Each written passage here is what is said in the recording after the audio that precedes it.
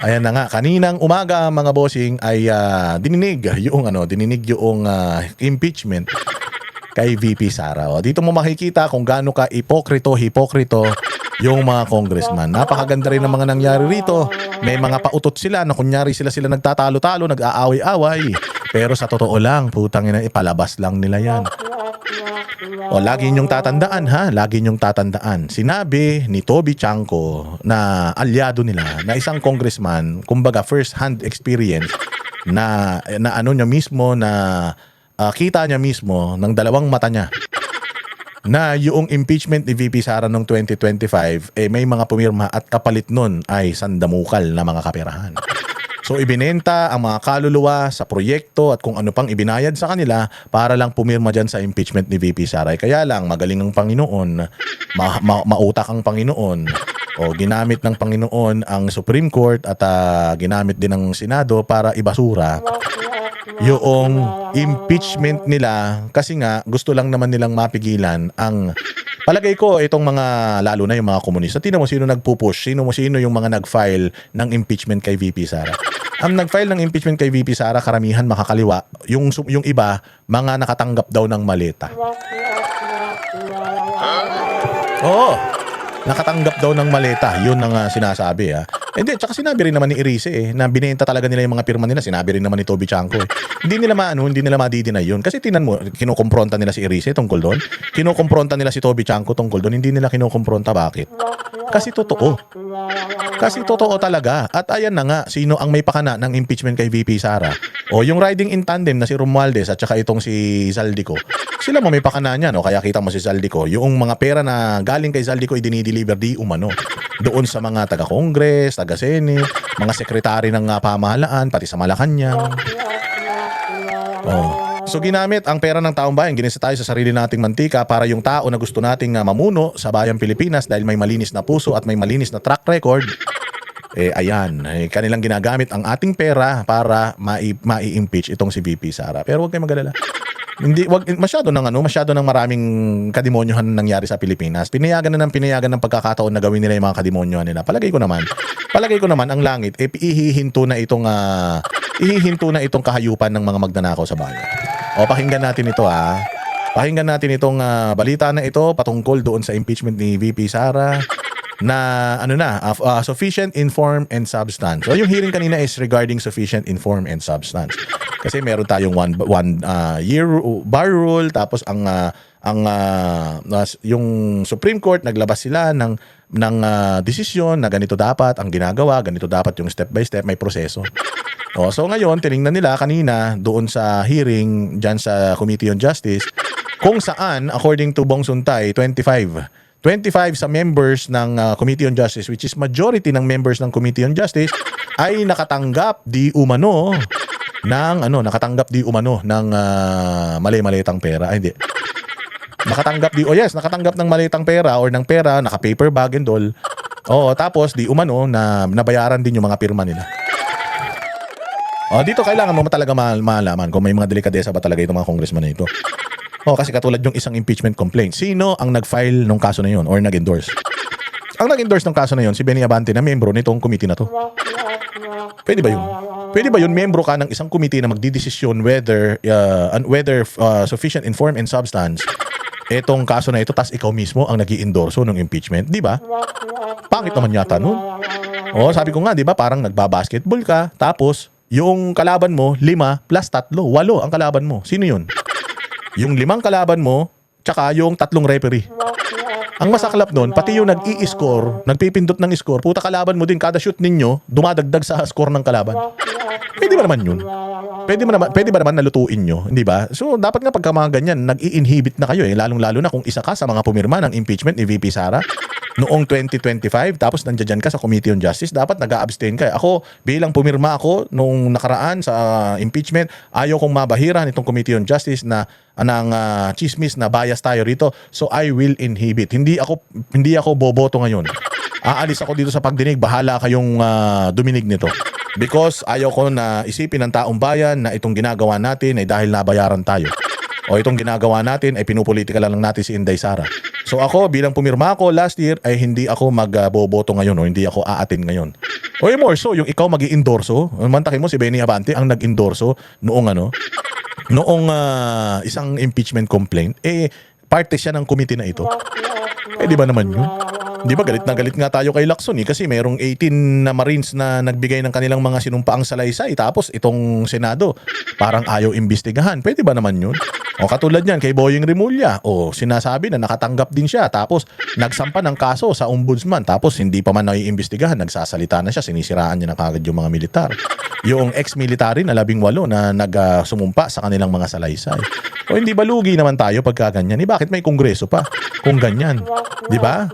Okay lang man sa akin, halimbawa, yung impeachment ni Inday Sara na yan, ang nag-endorso, hindi miyembro noong okay lang, kung makabayan, basta yung makabayan, hindi sila member ng ng Committee on Justice. Dapat lagyan ng rules na gano'n na kung ikaw ay miyembro ng Committee on Justice na magdidinig nitong kaso na ito, whether it's sufficient informant substance, dapat hindi ka nag-i-endorso ng mga kaso na didinggin dyan because bias na yan, meron ng kinikilingan yan. Ikaw yung isa sa mga boboto, tas ikaw mismo yung nag-endorso. Kumbaga, parang yung nangyari lang din yan kay Senator Bong Revilla, hindi ba?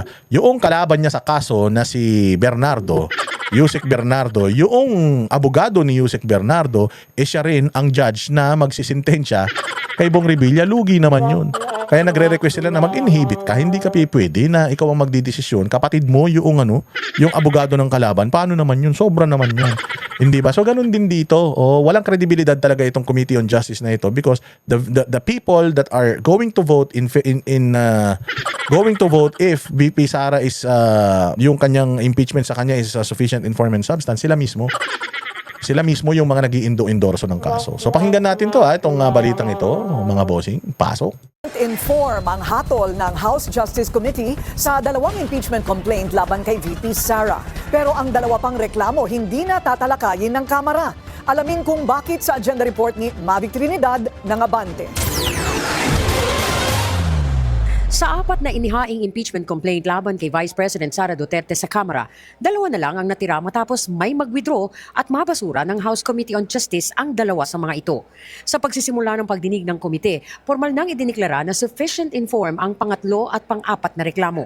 There are only 2 impeachment complaints now, the third and the fourth.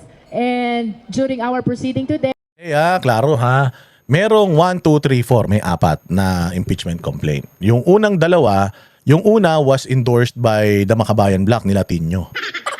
The second one was endorsed by yung parang sintu-sinto na pamangkin ni Pinoy. Parang kalahi niya na na langko-langko. So na din 'yon, na i-atras din 'yon or nabasura 'yon. Pero yung dalawa, yung isa yata ay inendorso ng pare at saka yung isa yung inendorso ni Benny Abante. Yung impeachment ng pare at saka ni Benny Abante, yun yung nag-push through at sufficient siya in form and substance. So ibig sabihin legal daw yung kanilang pag-a-apply o legal yung proseso na pinagdaanan ng ng mga kaso na yan. So magpo-push through yan. So yung articles of impeachment nung dalawang impeachment complaint na yon, ayun ang gagamitin kung sakaling ito ay ma-approve sufficient in substance. Kasi sufficient in form, then yung substance, yung nilalaman, kung ito ay tawag dito, yung didesisyonan ng Committee on Justice na sufficient in substance, pupunta na yan dyan sa plenaryo. Pag didesisyonan na yan dyan sa plenaryo, whether, kukuha na sila ng mga ebidensya, or mahihiring na nila, i-impeach na nila si Inday Sara dyan sa Congress na naman, the second time around. So doon yan. So doon pa lang magkakaalaman yan, mga bossing. we deliberated already on the sufficiency in form and we concluded with voting, in which case... Ayun, kasi ganito kapag ganito, syempre magbibigay sila ng manifestation, magmamanifesto si ganito, si ganito, si ganito, si ganito, si ganito, kung ano-ano mga sasabihin nila dyan. At the end of the day, ang gagawin nila dito is magde-decide sila on how to push through, or is it gonna be approved or not approved, or basura or hindi basura. How? They're gonna divide the house, o magbobotohan sila. Yan, may mga pautot sila Siyempre, paano nga yun kung benching ko sa mga sa mga congressman, karamihan sa mga benching ko na yun nandiyan sa Committee on Justice. Ibig sabihin, kung totoo yung listahan ng mga sundalo na benching ko tumanggap ng limpak-limpak na salapi mula sa corruption, ibig sabihin walang mga morals itong mga to, walang mga credibility itong mga ito. They are supposed to be they're supposed to hear to be hearing the corruption of VP Sara, tapos sila mismo mga kurakot. Di ba? Saan ka naman? Ang ganda-ganda naman ng relos ni Luis Tro. Ano yan? Ano, Cartier yan mamahalin. Sana all. Tapos tingnan niyo yung mga diamante niya, sabi ko nga sa inyo, ang mukha at ang ugali ng tao, kahit bihisan mo ng karangyaan, birisan mo ng mga diamante, mamahalin na relo, mga bato na kumikinang para masilaw ka, hindi mo maibabago yung katotohanan, Luis Tro, na hindi ka nagbabayad ng utang at yung asawa mo na may kasong rape ay itinago mo. Di umano pero inamin mo man yan. So kahit ano pang ginto ilagay mo, diamante, kahit yung mukha mo, yung mga butas ng tigidig mo, lagyan mo ng mga tigwa 1 karat na diamond. Ganun pa rin, hindi ka pa rin nagbabayad ng utang mo. At saka tumanggap ka pa rin daw ng mali-malitang pera. Yan ang may pinambili nyo. Yung mga suot-suot nyo ngayon, sige, diretso. Both impeachment complaints, the third and the fourth, were both declared to be sufficient in form. Pero bago pa magsimula ang pagdinig, nagsumite ng sulat sa House Secretary General ang grupo ng Tindig Pilipinas at ilang nag-endorsong kongresista para iatras ang ikalawang impeachment complaint. Sa pangunguna ni Tindig Pilipinas Co-Convener Kiko Aquino D. at ang mga endorser na sina Mamamayang Liberal Party List Representative Laila de Lima at Akbayan Party List Representative Percy Sendanya, layon daw ng kanilang pag-atras sa kanilang second impeachment complaint ay para mapabilis ang proseso. Pero tiniyak ng grupo na kasabay ng kanilang pag-atras ay yung pagsuporta. Grabe, mga pari, Tangina, yung mga kulto. Gamit na gamit talaga simbahan. For the longest time, ito talagang sabi ko kasi, ako katoliko ko, pero di rin ko maging katoliko ngayon. So gamit na gamit talaga ng yung mga pari. Gamit na gamit yung mga pari talaga ng mga dilawan tae. Sila yung mga sinasabi nilang with high moral standards, pero ito si Laila de Lima, tinan mo nasa 10 utos ng Diyos, huwag kang makikiapid. Huwag kang makikiapid, nasa 10 utos ng Panginoon yan. Di ko alam kung pang ilan yan. Ito si Laila de Lima, umamin to, frailties of a woman Oo, kinakalantari nito yung driver niya na may asawa. Kaya nandidiri. Kayo mga pare, hindi kayo nandidiri na yung sinasamahan ninyo nakikiapid. Hindi kayo nandidiri na yung sinasamahan ninyo, merong immoral na ginagawa. Sa bagay, kayo din naman mga pare, may mga immoral din naman kayo, katulad nung isang pare, si Father Flavi. Tinan mo, di ba, lahat ng katanungan may sagot yun, pero nung nakita yung yung kangkang gaming na fina-follow niya, putya, hindi siya nagsalita tungkol doon. Bakit? So ibig sabihin, pari ka, wala ka dapat malisya sa katawan, tapos nanonood ka ng mga kalaswaan sa social media. Anong ginagawa ni Father kapag nanonood siya ng kalaswaan? Ano yun? Nagdadasal siya? Hindi ba? Tapos yung pari na yan, siya, bukod sa manyakis yung pari na yan, nag-dodroga pa yan. At sinasabi nga niya noong nakaraan na yung droga daw pantawid gutom. So parang ginagawa siyang legal na trabaho, legal na pagkakakitaan. Parang gusto pa yatang buwisan yung mga dealer sa kalsada ng droga. Sabi niya kasi mga bossing na yun daw, pagtitinda daw ng droga ay sa isang sachet, kikita ka lang daw ng 50, so pantawid gutom lang daw yun.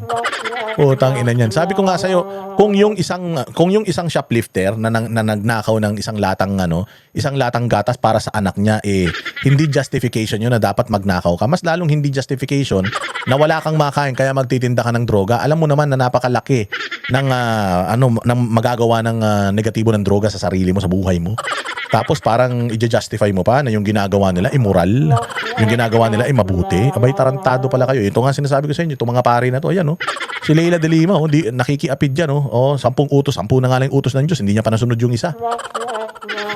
Bukod doon, di ba? Nangamatay lang kasi yung mga nag-aakusa dito sa bilibid, kung di nangamatay yun, baka tuloy-tuloy pa yan. Tingnan mo. Di ba may kaso yan? Meron yan na nakasuhan, nakulong pa nga yan sa kaso ng sa kaso ng di umanong siya ay naging tumatanggap ng payola mula sa mga nasa kulungan sa mga dealings nila sa droga. Yan ang mga klase ng mga tao na sinusundan, na sinasamahan nito mga puki ng mga pari na ito. Nakakadiri, hindi ba? Ayan, galing-galing din ng mga si Pastor Kibuloy ganito, si Pastor ganyan, pero tingnan mo sila. Tingnan mo yung mga kaparian nila na napapatino ba nila yung mga kaparian nila na pati mga bata ay pinapasok sa mga motel. Minsan talaga ang mga tao, yung mga ganitong klase ng tao na mahilig magpahid ng mga dumi sa kapwa nila, sila yung mga gumagawa niyan. Yung mga ganyang kaimoralidad. Hindi ba? Wag kayong magagalit. Totoo yan. Sige, diretso. Nila sa pangatlong impeachment complaint na inihain ng paring si Joel Saballa at inendorso rin ni De Lima. Bago rin formal na talakayin ng sufficiency in form, pinagdebatihan muna ng komite ang issue sa ruling ng Korte Suprema sa one-year bar rule. Tingnan mo, mayroong pare na nag-file ng impeachment kay VP Sara pero wala ni isang pare nag-file ng impeachment kay Bongbong. Yeah? Bakit? Samantalang si Bongbong, ang laki-laki nung pinag-uusapan natin dito, ang dami pang namatay. Ang daming namatay mga bossing. Let's say for example, let's say for the sake of argument, ninakaw nga ni Inday Sara yung 125 million na yan. May namatay?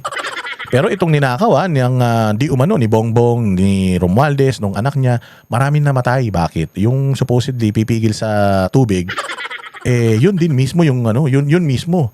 Nangamatay yung mga tao dahil ninakaw nila yung supposedly pipigil sa tubig, sa baha. Ang dami namatay diyan sa Cebu at sa kung saan-saan pang mga probinsya. Ilan yung mga nangamatay nung mga nakaraang bagyo nung nakaraang taon. Ang dami, di ba? Yan mga yan. Yan ang bukod sa magnanakaw, mamamatay tao pa. Bakit hindi nyo hinahabol? Bakit si Inday Sara hinahabol ninyo? Kita nyo ba si Inday Sara nagsuot ng relos katulad nito ni Luistro? Mantakin mo, kliyente niya si Luistro may utang sa kanyang 8 milyon tapos ang mahal-mahal ng relo. Mahiya ka naman Luistro sa balat mo. Hindi ka nangakagandahan, hindi ka pa nagbabayad ng utang. Di ba? Nakita nyo sila Inday, meron silang rangya sa katawan. Wala. Diretso. Nagpasya ito sa pamamagitan ng pagboto na isang tabi ang unang impeachment complaint na inihain ni Lisa Masa, Franz Castro at iba pa at inendorso ng Makabayan Black. So klaro po na sinabi nila na walang pwede makommense prior to February 6 of 2026, Madam Chair. So, well, it may be implied because nga sa resolution is iba din yung computation nila sa session days. Pero obvious naman po in rules of statutory construction na what is implied is cannot overturn what is expressed. So, sabi na is what is expressed puts an end to what is implied. Or a person, object, or thing omitted must have been omitted intentionally. Kasi walang mention po ito sa resolution ng motion for reconsideration, Madam Chair.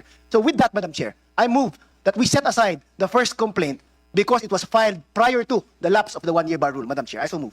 Pebrero 2 ng isang pangunang reklamo pero naniniwala ang mga mambabatas na dapat ay sa February 6 ito inihain. Una po sa lahat, very clear po yung Supreme Court decision eh. Yes. So, kunyari, patas sila. Yes. Kunyari, patas sa mga hudas. Tingnan mo to, tangin ng pangit na puro patigyawat. Mukha nang ang pigsa ito, tinitigyawat pa. Tinitigyawat pala mga unggoy. Akala ko pa naman kumakain ka ng saging, hindi ka magkakatigyawat. Nagkakatigyawat ka rin pala. Anyways, pinalalabas nila dito na sumusunod sila sa Supreme Court na yung i-final nila Tinyo na impeachment ay hindi nila inonor dahil lumabag daw yon sa one-year bar rule. So ngayon pinapalabas nila, pinakikita nila na kunyari, patas sila. Tapos magagalit ang makabayan na hindi tama yan, hindi patas yan, bla bla bla. Yan, paandar nila yan. Putsang ina, choreographed yung yung mga ganyang argumento nila. Kunyari, nagtatalo-talo sila pero in the end of all of this, impeach din yung Sinday. Magpupustro din yan, pusta tayo. Hindi masaya ang ilang miyembro ng Makabayan Black sa naging hakbang ng Justice Committee sa kanilang reklamo. Hindi daw masaya. Gago pala kayo, hindi kayo marunong sumunod sa batas. Sinabi na nga ng batas, alam nyo naman yun . One-year bar rule. Tangina, tingnan mo hindi ba naman gago tong mga to? Kung di gago tong mga to, kung di palabas lang lahat to. Marami namang mga nag-file prior or pagkalagpas ng January.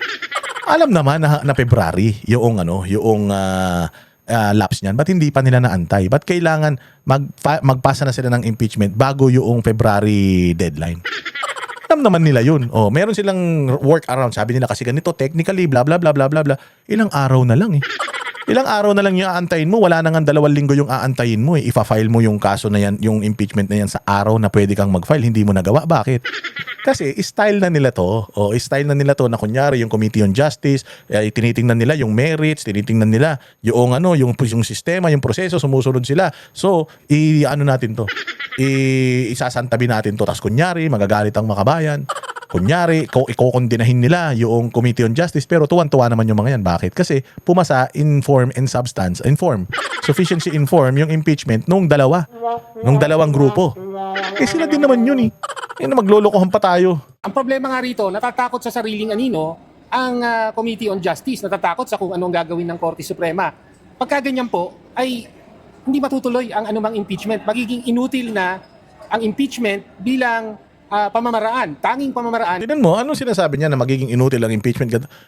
Sir, na ano ba? Na-deny ba yung sufficiency in form?